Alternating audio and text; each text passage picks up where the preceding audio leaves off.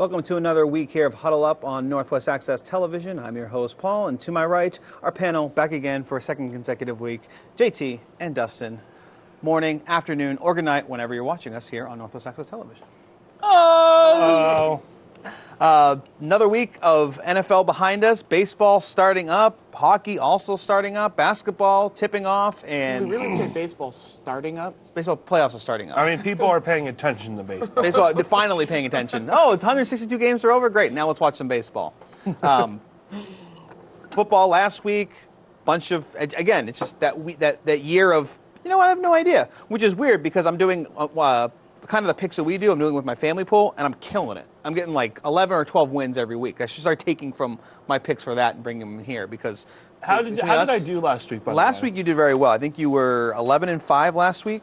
Nice. I don't have it down right now in front of me. You were 11-5. I think, JT, you were 7-9.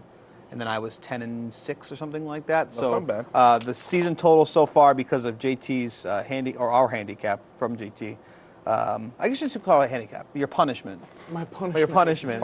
37-26 for myself, 36-27 for Dustin, and then 27-36 for JT. So JT, lots of room to make up, lots of ground. It's a long season, baby. Throw your Todd Gurley shirt on and get going. If there's someone that's really killing it this year, it's Todd Gurley. If you took a flyer, I told you Todd the Rams Gurley, were going to win last and week. maybe kept him or picked him up first, second round, kudos to you, because I didn't have the guts to do that at all. I was very excited when I saw that the Rams were winning that football game, knowing that I was like, yeah, I think the Rams are going to win. I'm picking the Rams today. I'm like, yes. I think he was available in our league, right? I don't think anyone kept Todd Gurley. No one kept Gurley. Yeah, so I had that chance, and I didn't take it. So that's fine. That's okay. I don't care. I'm 1-3, right? Makes sense. I'd like to get into football clearly, but there are some basketball news. There's some baseball news. So I really wanted to get into that too, because I'm sure we'll take most of the time here talking about football, as we usually do here on Huddle Up. Baseball starts in my mind tonight. Dustin wanted to kind of talk about the whole wild card thing. He says to me today, I'm kind of coming around on the whole wild card game. I'm not so much sold on it. So Dustin, I'll let you take it away. I'm coming around on the one-game playoff. But I would like it to be the two worst playoff teams instead of having... So an interleague playoff game? No. I mean, in the AL, have the two worst records play against each other in the playoff game. I kind of want to eliminate... So you want to go back to... You want to take away the whole division winners. You just want to go back to conference play, basically. I kind of like the idea... I like the idea of the play-in game because it is, it's dramatic and it's a lot of fun. It's dumb. But I also think it's kind of a sham that, a team like the Diamondbacks and a team like the Yankees, who have all season had been far and ahead other teams. Luckily this year, those are the teams that won. Right. The teams that won, that had the top wild card spot, are the teams that became victorious. But it didn't come without a little drama in both games. I mean, the Yankees were down 3-0 in the first inning, and everyone's going, what's going on? What's going on?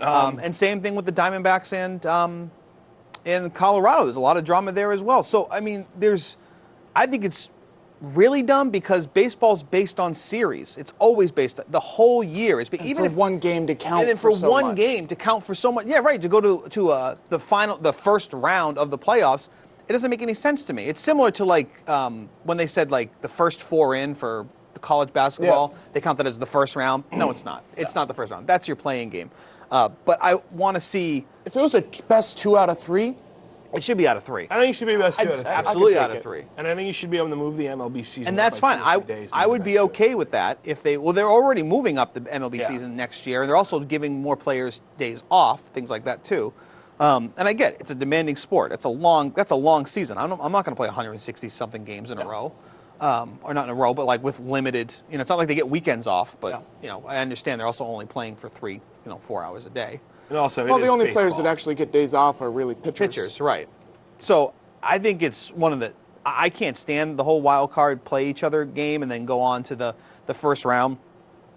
I think it should be a series if you're going to do it that way. Otherwise, get rid of that second spot. I think it really hurts both teams that are in there because you're throwing all your stuff out there for that one game just to get into the playoffs. Every starting pitcher, everyone's got to throw. Right. It's going to be interesting to see how the Yankees come out tonight because the Yankees had to deplete their entire bullpen. Right. in that game, and their bullpen comes out Severino one day was the of starter, rest. right? Yeah, and he got rocked. Right. And they're going to have to come out on tonight, actually. They play tonight. They're going to have to come out tonight with a bullpen that doesn't have a lot of rest after, and it's going to be interesting. The thing is, they don't have a lot of rest, but none of their pitchers went really deep. And they're playing Cleveland, one of the toughest teams in the league right now, in the MLB right now. I don't see how the Yankees can come out of the first round. And honestly, I don't see how Boston can come out of the first round. Either. Boston is too banged up. And New York, unless they're scoring 10 runs a game, you're not going to beat Cleveland. Well, they have to. I mean, you got to get in a home run derby. This is the opposite. And this is they're opposite teams. The Red Sox right now, they just have to. They're all about run production. They need to get run production because their pitchers, other than someone like Sale most of the season, and for some reason Pomeranz, they're keeping the runs down on the defensive side. On the defensive side for the Red Sox, I have no problems, no qualms. That team is a really solid. I think they're a lot healthier than you're giving them credit for, especially with how many players that they have at their disposal for the playoffs. They can kind of switch everyone in and out. They do, but I mean, you lose one of your top producers in Nunez. Who's back for the playoffs? Is he? Yes. Is he healthy? They say he is. They said he was last time we watched his leg buckle out from underneath him. Right, but they say he is. You have Pedroia, who's batting 2 weeks. 1-something since he came back from injury. Still back. Yeah, but on the defensive side, I don't want anyone else at second base. No, I won't argue that. But busted knee or not, I don't want anyone else there. You need run support, and your players that give you run support over history. Are not healthy. And you've got Betts, who's counting on an injection to help his wrist, who's been battling that for months. Right, and same thing with Bogarts. Yeah. I'm not arguing the fact that they need help with run protection. I'm saying, but that's the only thing I'm really worried about. I'm not really worried about the Red Sox pitching right now. I'm more worried about the run production, which has been a problem for them all year, except when, for some reason, Pomeranz is pitching. I think he has the highest run support this year so far, over 6 runs per start, something like that. For a guy we didn't expect to be any good. For a guy we expected to be the 5th starter. Yeah. So, and you have Sale going tonight. Sale was talking about, I'm going to pitch to my arm falls off, which is really funny because he's basically saying, I'm going to pitch my heart out. Chris Sale, I'm not worried about you. I get that the last few weeks have been, or the last month or so have been kind of rocky, and he's shown great signs of life and then the worst of the worst. But he's the one person I'm not worried about. You can tell with Chris Sale in the first batter where he's going to be because the games that he's been bad and he's given up all the runs, his slider's the key to all of that. His slider's been completely flat. There's been no movement. If anything, it's been up. Are they sending Verlander tonight? Yes, it's Verlander or Sale. This is going to be this is a pitcher's duel that you've wanted to see probably for this should probably happen a couple of years ago that you would want to see. It's going to be a pitcher's duel that is going to turn into like an 8-6 game because very well could be because you're expecting some pitching dominance, but that's not the way that the MLB has been this year. The MLB it's been the most home runs. I mean, every year the record gets broken by most home runs, but you've had more home runs from younger players, the veteran players as well. So I mean, it's if you're looking for a pitching duel tonight, you might want to turn to a different game. I just don't know how the Red Sox can stop the Astros because now that they've gotten Corella, I can't pronounce his last name, but now that they've gotten him back, their offense is back to what it was when they were just steamrolling the entire AL. And if Chris Sale could pitch 3 nights in a row, the Red Sox have a chance. But after Sale, the Red Sox have nothing. I think the Red Sox also they've bulked up their bullpen a little bit. They got Carson Smith back as well, which I think is great. I thought that. How has David Price been out of the bullpen the last few weeks? Fantastic. Because I thought Did you like that stereo? I thought I saw him in the bullpen and I saw that he had been doing okay, but I didn't know if that. No, not okay. Fantastic. It's been that's they call him the secret weapon, the not so secret weapon, because you know he's coming out of the pen. The minute you but he can go 2 or 3 innings. Any of these guys, right. You're going to see David Price come in, pitch, save it until you can get your setup guy and your closer in. Sale's got to pitch 7 tonight, and then Price has to be ready to go tomorrow. I don't even think you need that. I think you need 6 out of Sale, maybe an inning out of Addison Reed. You could throw Carson Smith in that mix. You have Kimbrel as well. You have David. I would save David Price for another day, honestly, if you can. That's what I mean. I think if. But actually, now that I'm thinking about that, I would almost say no. I say you get the win tonight. If you have to throw, the entire lot at the Astros to get the win tonight, you do that. I would be shocked to see anyone come off that bullpen first other than Price. Don't be surprised if Sale hits 120 pitches tonight. I'd say the opposite. That wouldn't shock me either. If you win game 2, you bring it back. I would almost take an over-under on Sale. 110 pitches, over-under. But I say you ride Sale as long as you can. And if you lose a 3-2 game tonight, this might be his only playoff game. He's never pitched in the playoffs. So this might be the only one he ever gets to pitch in for at least for this season. And this is why I say, if you're in a close game tonight and it looks like you're going to take the loss, don't burn your bullpen, because game 3 would be at Fenway. Win game 2, have the momentum going back in the Fenway for games 3 and 4. You can't. But you can't do that with the Red Sox, because they've proven time and time again, more times than any team has this year, that they can come back and score runs. I know they can come back late in the game. So you can't really say, all right, 6th inning, 7th inning, we're down by 3, let's give it up and forget about it, because this team, again, it seems like every single game, I've been recording every game this year and watching it late at night, and it's amazing how quickly they're able to come back in those late innings. And you can't risk losing game 1.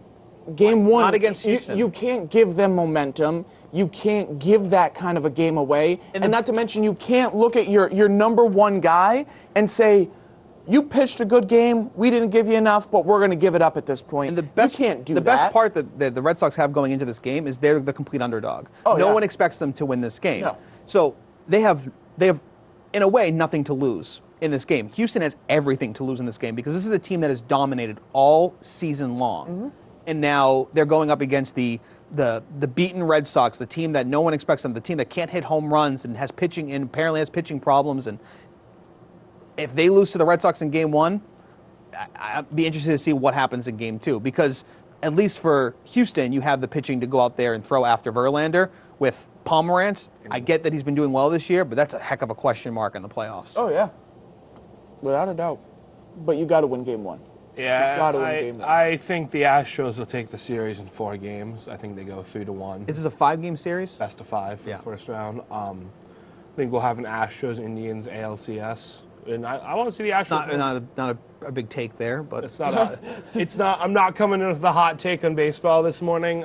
Question for you: if the Yankees beat the Indians, I should ask, which team are you hoping wins? Because I'm on that fence when it comes to the Yankees, where I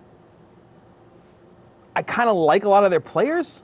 Does that make any sense? Like they're a likable team. I actually really do like Aaron Judge. For the first time in what, 2 decades? I really like Aaron Judge. I like how humanized CC Sabathia has been lately as well. Let's talk about a recovery story for a minute. Good for CC Sabathia, admitting that he had a problem and going to get help for it, and still coming back strong and still being a good We said the same thing about Josh Hamilton, and he's never been the same. So I'm not really about to start throwing out accolades to CC Sabathia. Sabathia, it's hard to admit that you have a problem and have to go get help for it, especially in the middle of your work season. But I'm looking at the players. I've always liked Brett Gardner. I don't like him because of how well he plays against them, but I've always liked him. And I love watching Didi play shortstop. Yeah. God, that's so much fun to watch. So I mean, these players. It's one of those things where I'm definitely on that side of I feel like the Red Sox-Yankee rivalry is not dead, but there's no animosity there.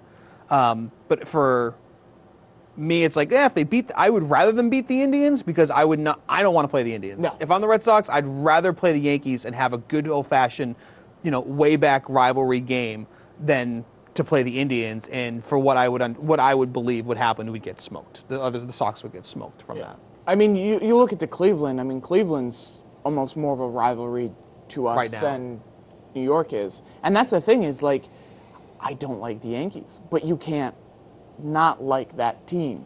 I don't like the Yankees. The Yankees are not this dominant powerhouse that we all grew up watching. They haven't, one World Series in the last 10 years. They're finally a new team, Dustin. That's what we're talking about. And I'm okay. Look, if it's the Yankees and Astros, I'm going to root for the Astros. If it's Yankees Red Sox, I'm going to root for the Red Sox. But if the Yankees get to the World Series and they win, I'm not going to be bummed. They've been a fun team to watch. They're a young, fun team, and they're embracing it, too. I think I've said a million times this year, watching Aaron Judge hit home runs and play, I pray this guy's not on something because I really want this to be genuine. The thing for me, though, is like I can't look at him and imagine him taking anything solely because of his stature is huge. He's just already a big guy. That's the thing you look at Stanton in the sense that they're just big guys. He's a tight end. Power. He's not a Barry Bonds who came into the league my size and then turned out to be this powerhouse. He is just came in big. a powerhouse.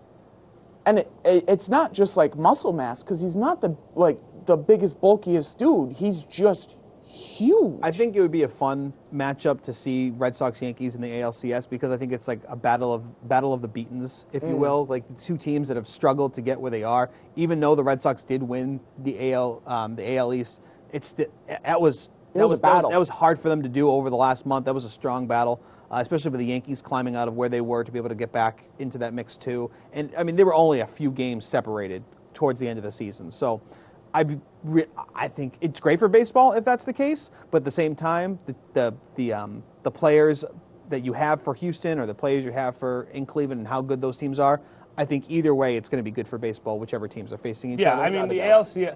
The AL. I think the only one you probably don't want is Red Sox Indians because I really think that's one-sided. I give the Indians more credit than they probably need, but I think that they have. I think Astros Yankees would probably be the best for baseball actually at this point because the Astros and Yankees are two really fun teams that have rebuilt and have done the rebuild the right way. You know, not going against the Indians. The Indians went to the World Series last year, but two franchises that haven't been to the World Series in a couple of years. Astros have yet to win a World Series in franchise history, I don't think. But I think that'd be a fun little matchup. I'd love to see the Astros win it all, just because. I think they went to the NLCS back in like the early 2000s 2005 with the Killer Bees, right? Yeah. You don't want to see the Dodgers come back from their epic downfall? No, I hate the Dodgers at all. so much. Like at all. There's one team that I know has been winning, but I could care less of. I've done no research or any bit of a look at the Dodgers this year. So no. I just have a hate for LA in general, and I just don't want LA. I don't want. You ever been to LA? No, but with the exception of the Rams, I don't want. I've never been either, but I'm at least I'm giving them. At least I'm giving them credit. LA's a fun city. I mean, I'm sure it is. I've flown near it. I've flown. But like, I would love to see like the Astros win one, the Nationals win one, the Diamondbacks. I would like to see the Nationals do something. I'd like to see Bryce Harper accomplish something in his prime. He will when he gets paid by the Yankees in 2 years. Don't worry. Kill me. I know. That $400 million. The half $500 million contract is coming. If anyone's going to get it, it's probably going to be Bryce Harper. Or Mike Trout. It's more likely to be Bryce Harper than it is Mike Trout. Yeah. You got to remember, Mike Trout's been in this league a little while than what you're thinking. Like one more year than Bryce Harper. Has he? Yeah, they're the same age. Are they really? Yeah. Whoa. They're the same age. Then Mike Trout has been in the league at least 2 or 3 years longer than Bryce Harper, because Bryce Harper started when he was 18. Mike Trout didn't start when he was 18. Mike Trout is here. Let me look that up. That's fine. Anyway. So we talked about the format. I would like to see at least a series or blow it up completely. One wildcard team plays your best division leader. Simple as that. Dustin talked about maybe going back to the whole conference thing where you win the pennant and the first, the top whatever teams go on. Similar to what they have in basketball and hockey, things like that. So Mike Trout was 1991. Bryce Harper was 1992. Right, but Trout is 26 right now. Harper is 24. So I understand the difference in age, but you got to remember that Bryce Harper started when he was 18. Mike Trout did not start when he was 18. Bryce Harper was he went right through the minor league system. Yeah. So I'm talking about look up years of experience. I thought it was a few years difference. One thing I thought was really funny. I saw an article. I don't remember what website it was. Maybe it was Deadspin or something like that. There was a train in Cleveland. I don't know if you saw this or not. No. They put like wrapping on the seats to amp up people for whatever it was, the basketball season or baseball season, and instead of the Indians and the Cavs, it was the Yankees and the Cavs. So on the Yankees side, it's all talking about rise up and 99, he's the man type of thing. And then on the Cavs side, it's making fun of Boston and Kyrie Irving, which I thought was kind of funny. And I went, wait a minute. The real story isn't the fact that a subway bus did this or a subway train did this. The real question is, why is it Yankees and Cavs? The Indians are in a pennant race. Like, they're trying to win the playoffs here. And we're talking a Cleveland-based subway train has something about the Yankees and Cleveland, and the the Cavaliers. It's an interesting dynamic. It's an interesting combination, and I try to think of like what I mean. That's like going in Boston, and it's like you see all these like Boston Celtics things, and then you see like I wouldn't even know like what to compare it to, like Steelers football. I don't know how it doesn't make any sense to me. The only thing for me would be like looking at it in a standpoint of like you're just trying to hate on Boston, right? So you're picking the two teams that. But like I said, I really don't think that rivalry is there. I get that there was like a little bit of like controversy with an Apple Watch and stealing of signs and things like that, but I feel like in not Adam Silver, that's NBA. The commissioner for MLB kind of was like, I hope the teams work it out themselves. Basically, they're not concerned about it. So, do you really want to call that the start of the rivalry again? I'm not really going to call it. No. That, So go back on your Mike Trout. Mike Trout, July 8th, 2011. Bryce Harper, April 28th, 2012. So they're really close. What was the times again? Sorry. What were the days? July 8th, 2011 for Mike Trout. Okay, so July. Yeah. And then April 28th, 2012 so the year's for Bryce difference. Harper. 6 months, really. No, a year. I mean, Yeah, but you got 2 years younger on Bryce Harper. I mean, that makes a difference. I mean, when Bryce Harper has his birthday, he'll be 25. Like, right. Which is, it's like the year and a half. Not 2 years fully, but I'd still be more likely to pay Bryce. I would too. I feel like Trout's got his money so far. And Trout's been locked up by the Angels. They gave him the big contract. Didn't they give him a what? I thought it was the biggest contract in baseball Was history. it a 10-year contract? I'll look that up too. Yeah. Sorry to make you keep looking up stuff, but I know that. But what I'm trying to get is Bryce hasn't had that payday yet. Bryce has not had the payday yet. So, and he's going to. He's yes. very, very much so. 6 year, $144 million. From Trout, Wow. he got underpaid. Yeah, he got paid. He's a free He agent. got again in underpaid. Is what I'm 2021. trying to say. I saw a quick sneak peek. I shouldn't say sneak peek, but like a preview of the new plane that the Patriots now run. Do you know what it's called? It's called Aircraft One. Get it? Robert Kraft. I was disappointed. I saw the inside. The outside looks slick. I mean, it's got all the Patriots colors and the symbols and everything like that. But the inside of it, it just looks like a first class, like maybe a cheap first class plane. Nice seats and everything, big seats, but like nothing really to it. It looked like a JetBlue flight, and I was kind of bummed. I thought there'd be a lot more going on there. Like, I'm not saying I'd find like a pool table and jacuzzi in there or anything like that, but I thought that there would be like there'd be tables and things like that set up and everything as well. But it was just looked like a regular plane. I expected more out of Robert Kraft. And I know that I think they're the first NFL team to have their own plane, or maybe the first major league. It'll cost how many billions of dollars to do it? So, if there's someone that can do it, he's How the put one some that of can those do it. billions of dollars towards fixing your secondary before you worry about. They did spend some of their billions of dollars to fix the secondary. Didn't work out so well. No, they need to spend a little more, Paul. We wanted to talk a little controversy. I know this is the big thing everyone's talking about this morning. Cam Newton with some very sexist comments yesterday. For those that don't know and are finding out for the first time on here, we'll tell you about it.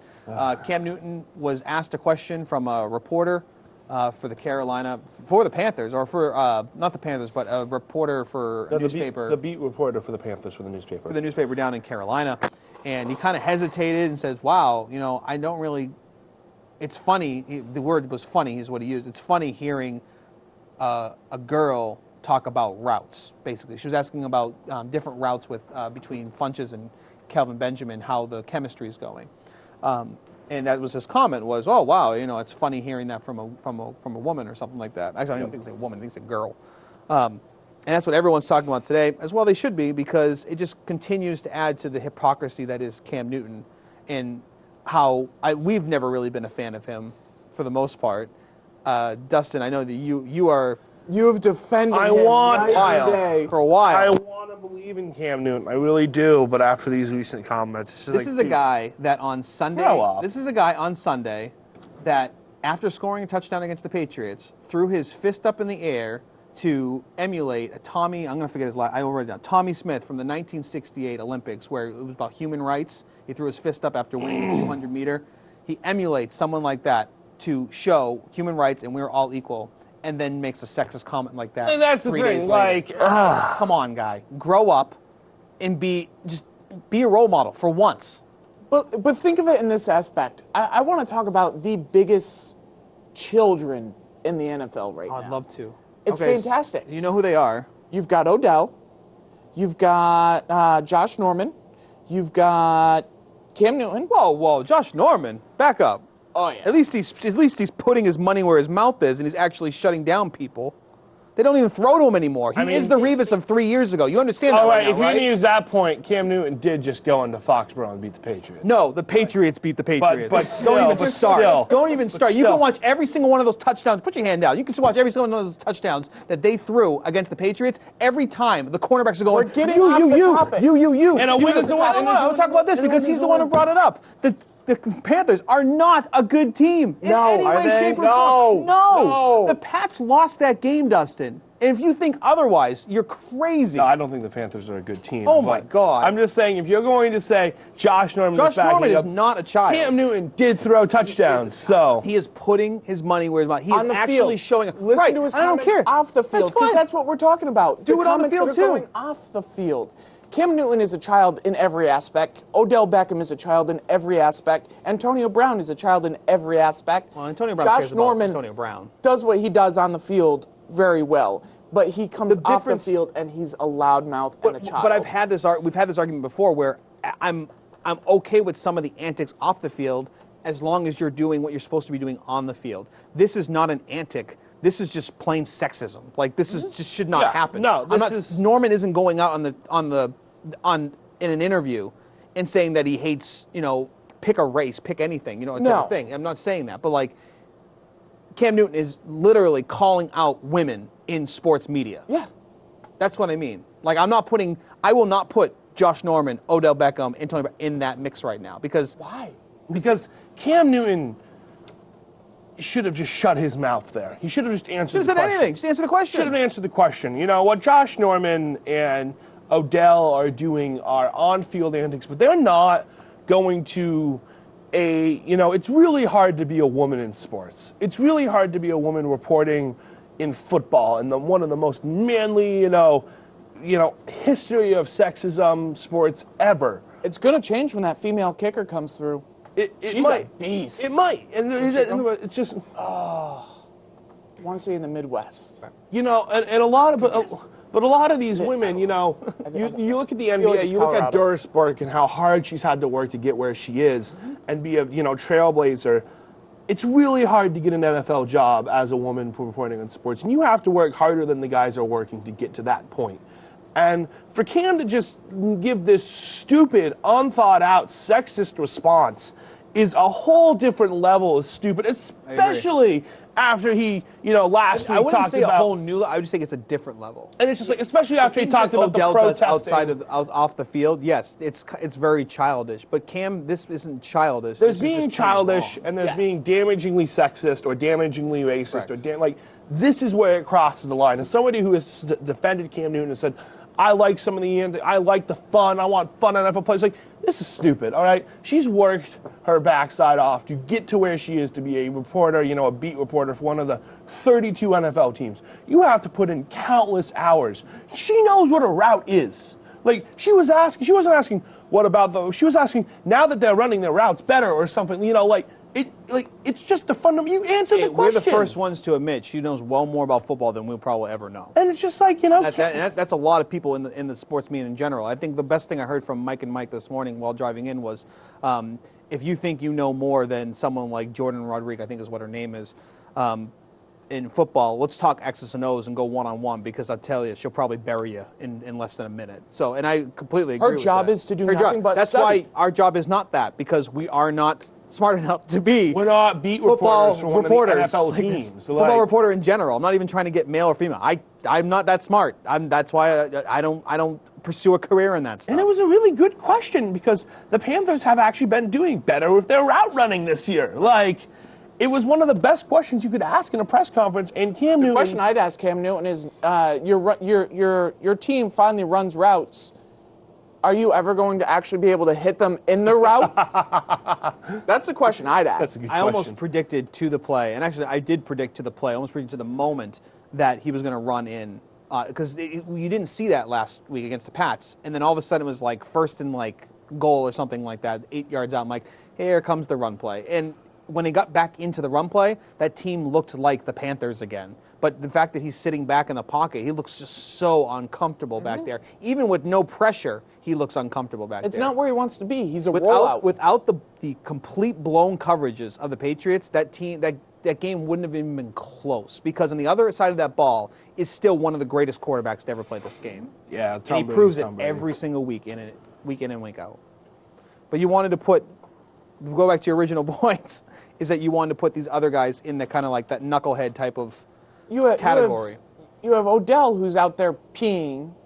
And on the field. That was on the field.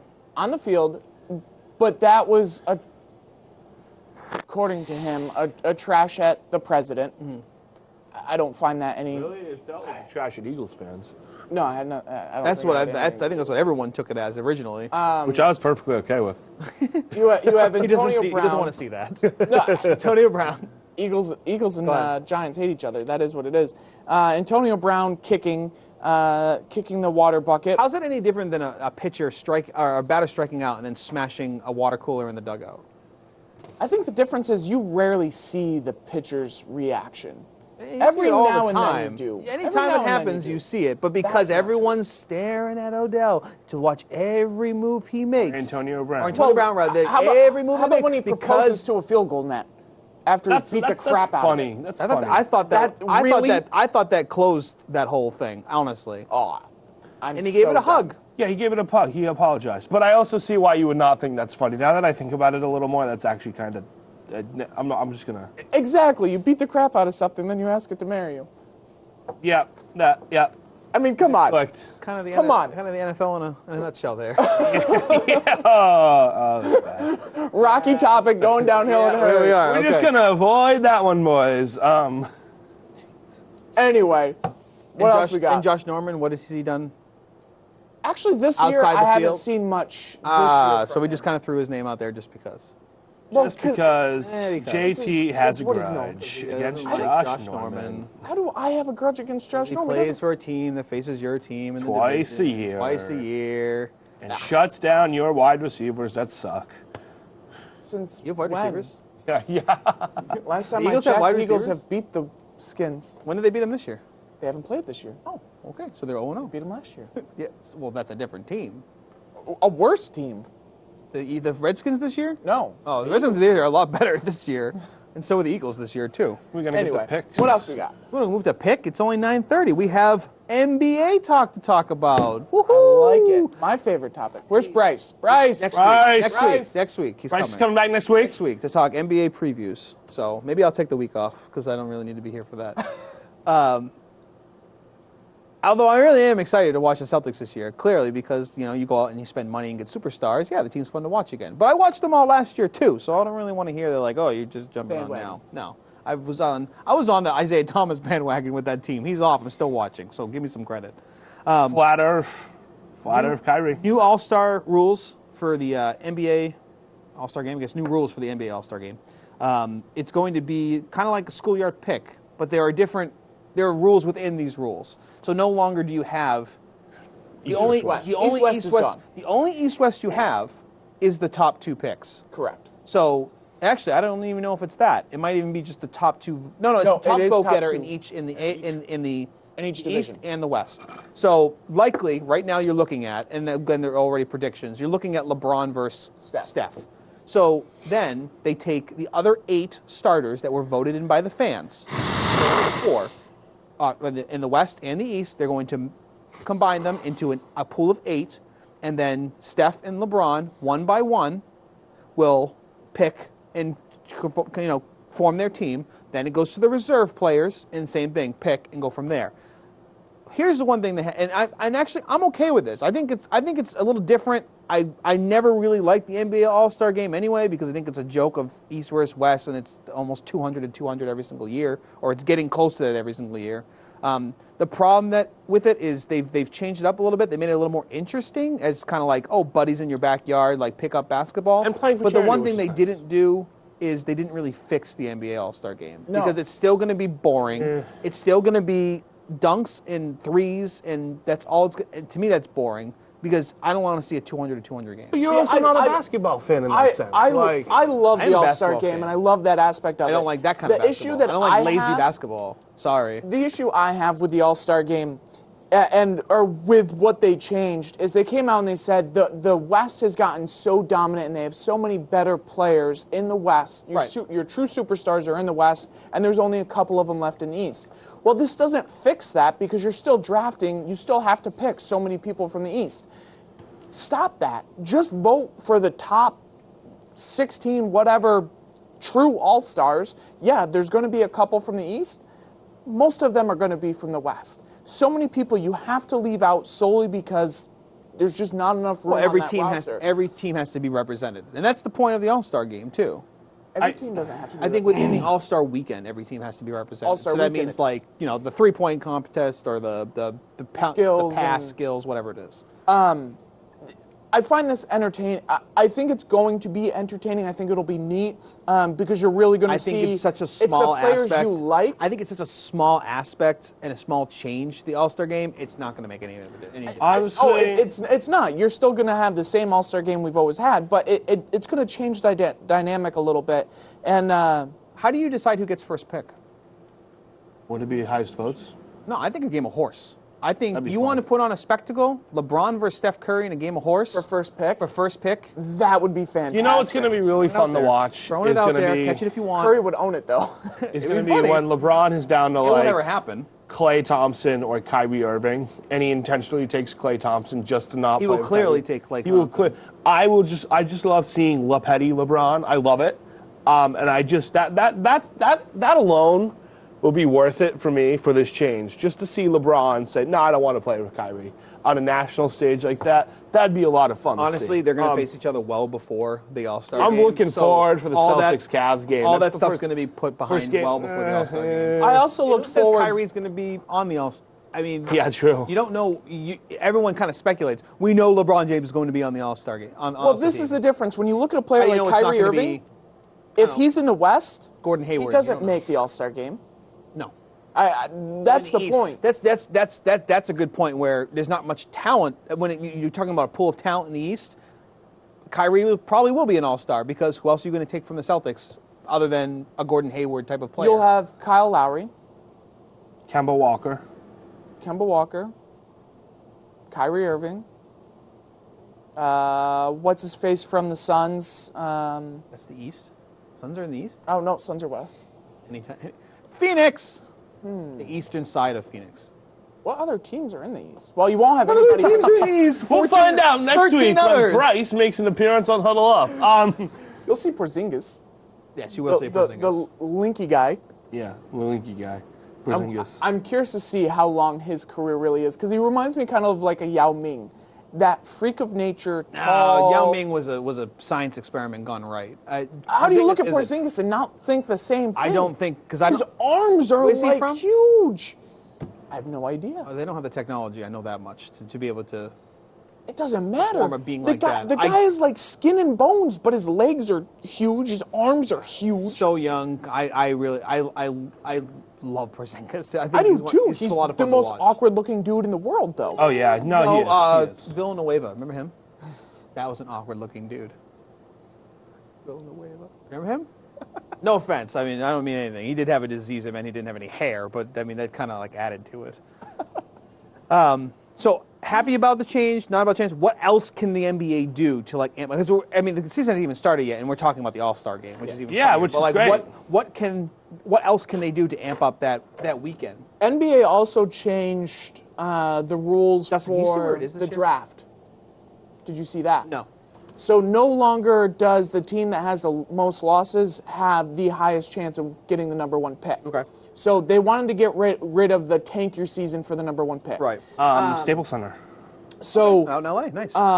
now it's the worst three teams have equal chance of the top three pick, and they changed like how far they could drop to really change the tanking of the season, which I like. Finally, that can change and kind of level the playing field a little bit, because it's sad when you get down to the end of the season and it's literally just play your bench, because at this point we want to lose.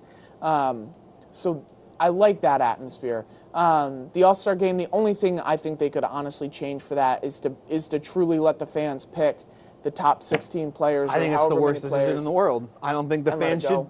I mean, I get it's supposed to be for the fans, but fans can be dumb. things can happen. Oh, without a doubt. And you could have players that just don't belong in an All-Star game. You always do. I mean, you have players that make the All-Star game because of a legacy and not because of their that year talent. I mean, that's never going to change, nor really should it. I think when you get to a certain stature, your Kobe Bryant, your Shaquille O'Neal, LeBron James, when he gets to that point, you've earned a point of you're going to that solely because you are a legacy superstar, and you've earned that right. But now they have like futures games. Why not have veterans games? So it's like, why not have players that are past a certain age play in like a fun pickup game like they do for like the futures, they have freshmen and sophomores. That's what they have. So why not have like a veterans? Yeah, I know not players that are rumored to be retired or rumored to be are leaving in a year or two, but maybe once you get past a certain age, now you're in a different game. I want to see the retired game. I think that'd be great. I want to see it. But I want to see like you're 5 years out. If you're eligible for the Hall of Fame, I think it's 5 years. If you're eligible for the Hall of Fame, I don't think you should be involved. I think it should be before that. So someone who just left can come back. Or maybe it's the opposite way. Maybe it's you're eligible. You're past that 5 years out of the league. Hall of Fame game. Now you can play. You're in the Hall of Fame. Let's go out. Let's have fun. I mean, everyone still wants to see Jordan on the court. Yeah. Anytime even when a reporter speculates that Jordan was on a court somewhere, social media blows up. Like, oh, look, he's back, he's coming back. So I mean, he plays he's against. Still playing. I mean, he plays against the players he employs all the time. I want to see Reggie Miller. I want to see Shaquille O'Neal. I want to see Michael Jordan, Scottie Pippen come out. Like, let's have fun. You know, you talk about how much the game has changed and how these young bucks don't do it right, and you're the best. Come out and remind people how you play your game. I think that was the point of the whole Big Three tournament or league. That was just an epic fail. It's coming back again. I know it's coming back, but it was not because the games weren't live. That played a big role into it. You have to find some type of whether it's TBS or TNT or Spike TV, something. You have to get somebody on board to show these games live. I don't know why Fox won't show the games live. Because it's not a moneymaker right now. Yeah, I mean, and it proved it. The first couple weeks proved it. No one was watching. Nobody was paying attention. Nothing on that network. I don't want to watch it recorded. Right now. I don't want to watch it recorded. What I just found out the night before on social media, who won and who's hurt and who scored the game-winning basket. Like, it wasn't exciting. It was supposed to be a lot. The hype for it was definitely better than the actual. Yeah, I was very disappointed. That's something we had talked about in length about how excited we were. Want to start doing picks here. We could start talking about picks. I think that's everything I wanted to chat about. Yeah, I'm watching woodworking gifts, guys. You've lost me. You're watching woodworking gifts. You don't have to show up for the show, Dustin, if you don't want to. Yeah, I just don't want to talk about the NBA. Going on to the NFL. Thursday night game, or last night's game if you're watching us tomorrow, or Saturday night's game a couple games ago. Pats, Bucks.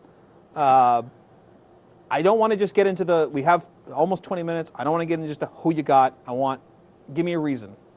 Let's not just jump around. Because honestly, we're now 5 weeks into, or 4 weeks into the season. We've seen these teams. I know that there's still a lot of question marks, but we know these teams a lot better than the first week where I'm taking Tampa Bay. Okay. I'm taking Tampa Bay. No. The only reason why I'm taking Tampa Bay is to kind of see if I can jumpstart myself here a little bit. That's the only reason why I'm taking Tampa Bay. They have enough offensive weapons to put up points against the bad defense of Patriots. But at the same token, I don't honestly think they can outscore the Patriots. I don't think so at all. I think solely because of the simple fact that I need to try to make a jump here. I'm going with. I honestly, go ahead, Dustin. I'm taking the Buccaneers because the Patriots secondary has been god awful this year, like you've mentioned, like we've seen. And the Buccaneers secondary, they're out without their two best cornerbacks right now. And it's a Thursday night game. It's a Thursday night game where everybody feels like they're going to be picking the Patriots. I could see Jameis Winston going for 300 yards tonight and winning in a shootout. This game is also. If he doesn't throw for 300 yards, he's not winning the game. I can tell you that much. I think the Patriots will win, but I want to take the Buccaneers. What did I say I've taken the Patriots for 4 straight weeks too, and I'm getting sick of it. What did I say last week about Cam Newton? I said if you have him in fantasy, you might want to play him. I wasn't wrong. He threw for over 300 yards, a couple touchdowns, and ran for one. I've seen the Patriots. I'm not just your casual fan. I'm actually watching these games, sometimes a second time, to watch to see what's going on. I'm an in-the-trenches kind of viewer when I'm watching these games, and it's terrible. The mistake, I'm watching it with my father last week, and I'm going, Gilmore's pointing at McCourty right now. He has no idea what he has. Watch this left. Benjamin's going to be wide open. And sure enough, they get their cross paths, and there goes Benjamin. It's like they have no communication whatsoever on that team. Yeah, I was saying that as a Pats fan, I have all the confidence in the world they're going to figure this out. They're 2-2. That's not the biggest deal in the world. They've also AFC is wide open this year. Completely wide open. The Bills are, I think, 3-1 or something like that. But the Pats have scored 75 more. I wrote it down somewhere. The Pats have scored 50 more points than the Bills and the Jets, and 100 more points than Miami. Now, granted, Miami has played one less game, but that's kind of ridiculous that you scored 100 more points than a team you're tied with right now. Miami hasn't scored. Right, and that's what I mean. Like, I'm not worried about this Patriots team. I know that they have the second most, or they've let up the second most? Second most points. They've let up the most points, on defense. Are they up to the most? But they've scored the second most points. They have a net point of 1, which Woohoo! is crazy. Yeah, they're in the positive, but I just see it, the offense, there's nothing to really fix there. Everything's kind of clicking very well, except for the running backs. You don't have a run game going, but the offense is going well in that sense. It's the defense that once that starts clicking, this team's going to start winning again. I'm not too worried about them. I'm taking the Patriots, clearly. So Buffalo versus Cincinnati. Buffalo. There's just, you have no hope in Cincy right now. I mean, they are ugly in every category. I mean, they're able to beat up on teams like Cleveland, which they did. Andy Dalton, I think, was the AFC. Was he the AFC offensive? Oh no, Deshaun Watson. Deshaun Watson. Thank you very much. But you can say thank you very much all you want. Andy Dalton still threw 400 yards and 4 touchdowns. So, yeah, just throwing it out there. It's the Browns. Yeah, it's the Jaguars. What's your point? What? Isn't that who Houston beat? Titans. The Titans, who were predicted to win the division. But anyway, who? By everybody. Everybody's been on the Titans side. We'll get to that. But I don't know if I believe in the Bills, but I think the Bills going to win this year and go to not this year, but this week and go to 4-1. It's weird seeing a Bills team that's 3-1 because I don't know if they're good. I don't think they are. I think it's a mirage. I think it's a complete. I think they're going to go 7-9. I don't have faith in Cincinnati, but I think that they've jump-started something at least. I think everyone needs that one game to kind of get things going again, so I'm taking Cincinnati in that game. I'm taking the Bills. I also like the run game of Cincinnati. Stop taking my picks. No. Jets at Cleveland. Man, this game's going to be a dumpster fire. Did you actually see there was a real dumpster fire at Cleveland Stadium? Did you see the end of the Jets-Jaguars No, there game? actually was. There's a report. They talked to us on ESPN that there was an actual dumpster on fire next to Cleveland Stadium. But did you see the end of the Jets-Jaguars game? No. The Jaguars because choked. That's the last game I was watching on Sunday. So the Jaguars choked in the most Jaguars way possible, in the sense of Jaguars. Like they punted and they got they punted from their own 5-yard line because Blake Bortles was playing to tie. They were playing to tie in those last 3 minutes, and then they get a 38-yard punt on top of a 15-yard unsportsmanlike conduct penalty for a taunt, and just handed the Jets this game. I was like, wow, this is the most Jets-Jags game I've ever seen in my lifetime. Who cares? I just was. I'm going Cleveland. You're going to Cleveland? Now he wants to take Cleveland because you went with Cleveland. I take the Jets.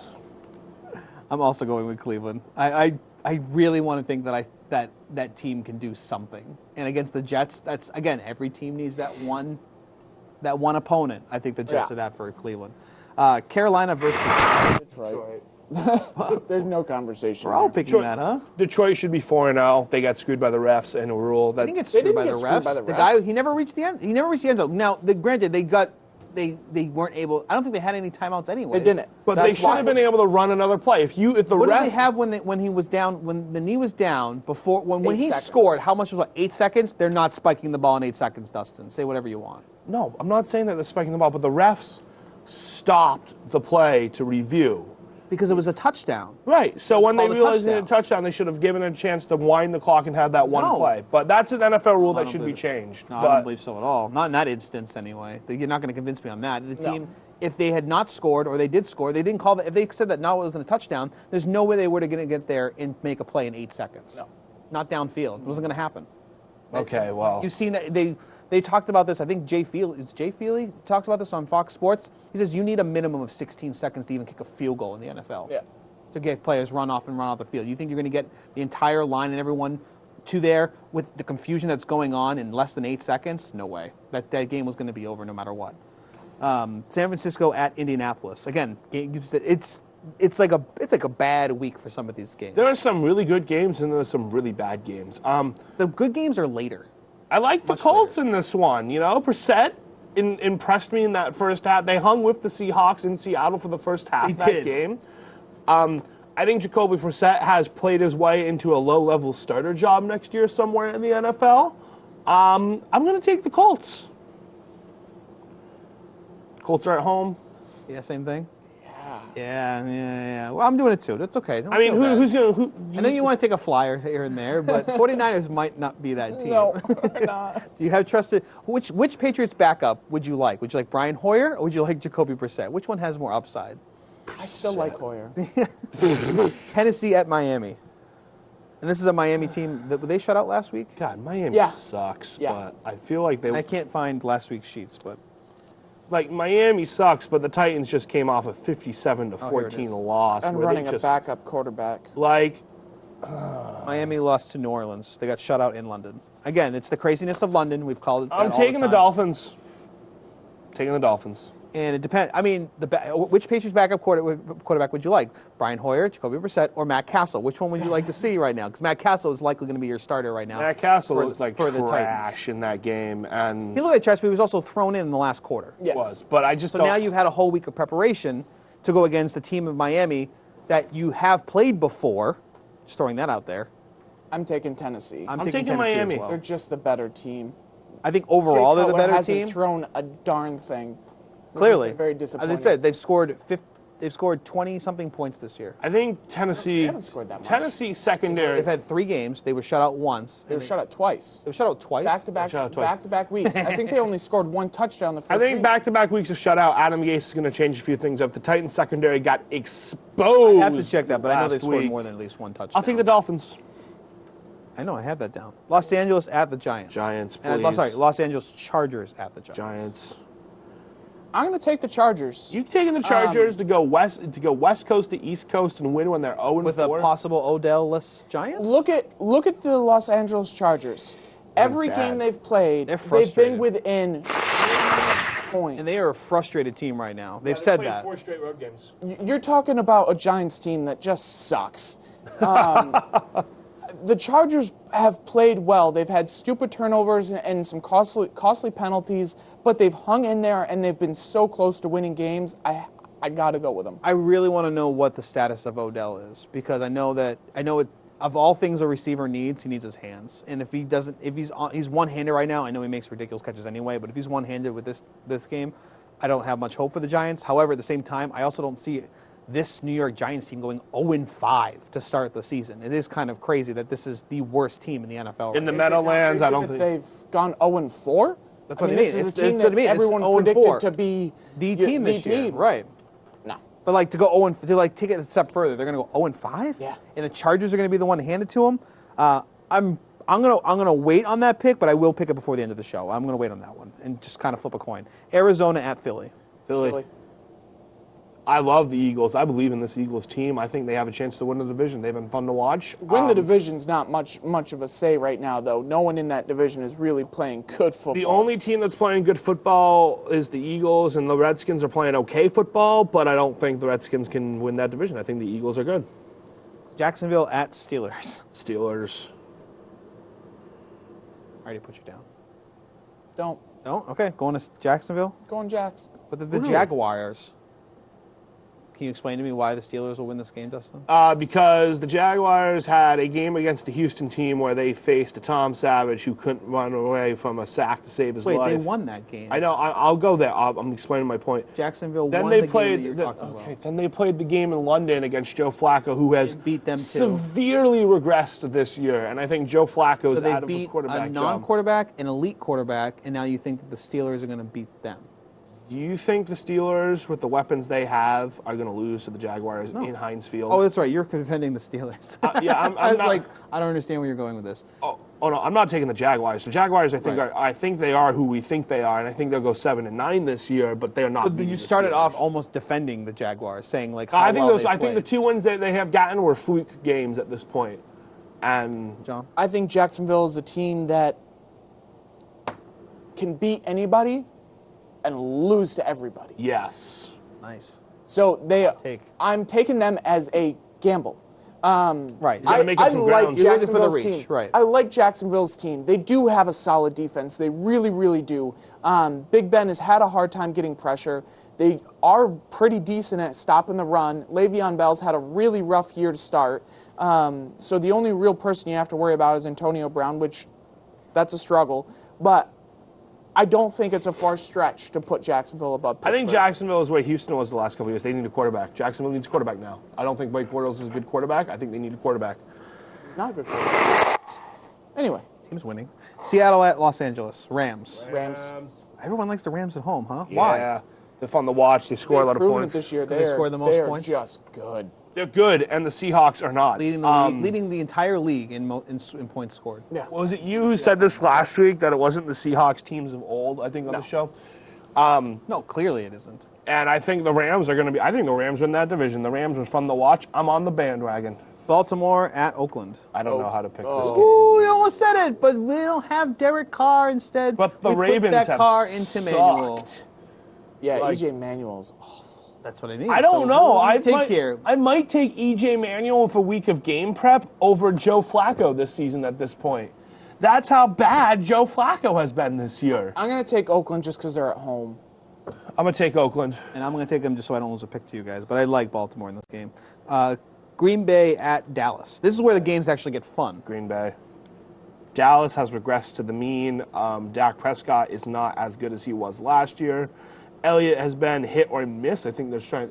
Elliott had a great game last week. He did, but then 2 weeks ago he had the game where he ran for literally 8 yards. That's 2 weeks ago. We're talking about this week. We've already had our mishap, I think, with Elliott. We're moving on. He proved that this past week. You can't look back on It's weeks a home. past. It's a home game. Home game for Dallas. But it's Against also the Green Bay coming in with 10 days of rest. With no running back still, right? Is Montgomery still out? I like Green Bay. I haven't heard. I'm not. But they've been, and the other part too with Green Bay, they've also had 10 or 11 days to prep for this game. Yeah. Yeah, I'm not going to bet against Aaron Rodgers. I'm taking the Packers. I think that you said Cowboys. Yeah. Yeah, I think that's the reason I am going to take Green Bay is because I really, when I'm talking about players I don't want to count out, Rodgers is on the top of my list. There's someone I'm not going to. No, I'm not. No matter betting how you. much they're down or up, I trust more Rodgers than I do.